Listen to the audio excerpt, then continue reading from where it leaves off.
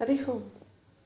మనకి అనారోగ్యం ఎందుకు వస్తుందో ఏనాడైనా ఆలోచించామా? ఆరోగ్యం అనేక రకాలుగా అతి ఆలోచన చేయడం వల్ల ఆ ఆలోచన ఎందుకు వస్తాయి?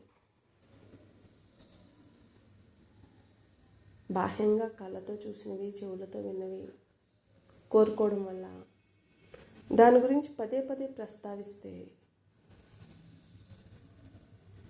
ఆలోచనే మన జీవితంగా మారి ఒత్తిడిగా తయారై శరీరంలో జీవకణాలు, మనలో 72,000 నాడులు, కోటాను కోట్ల జీవకణాలు ఉన్నాయి.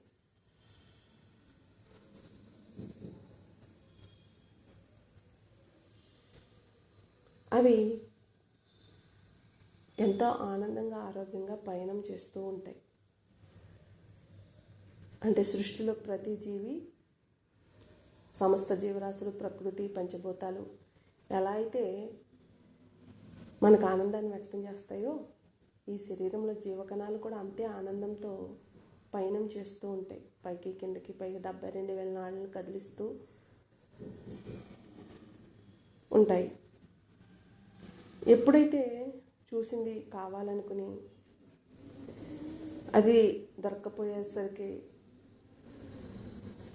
దక్కకపోయేసరికి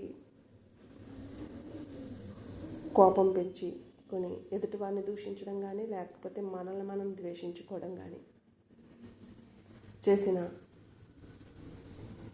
అది స్ట్రెస్, ఒత్తిడిగా మారి అనారోగ్యానికి దారితీస్తుంది.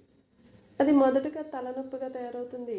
అదే పనిగా అతిగా ఆలోచించి ఇంకా కొన్ని వాటిని జోడించుకుంటే గుండె బరువు ఎక్కుతుంది.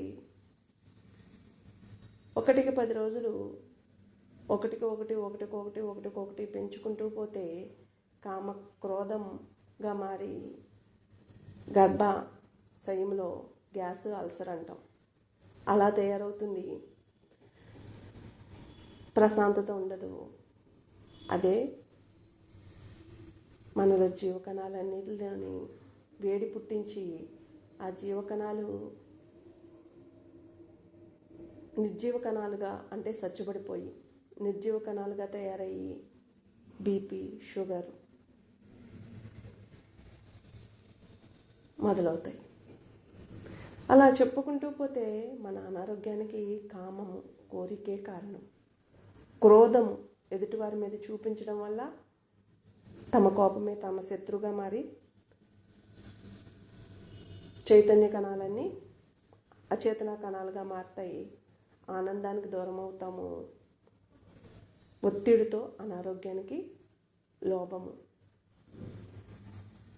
లోపల నలిగిపోతూ మనసుకి, శరీరానికి ప్రశాంతత లేకుండా చేస్తాము. అందుకే మనల్ని మనం నిరంతరం గమనించుకోవాలి.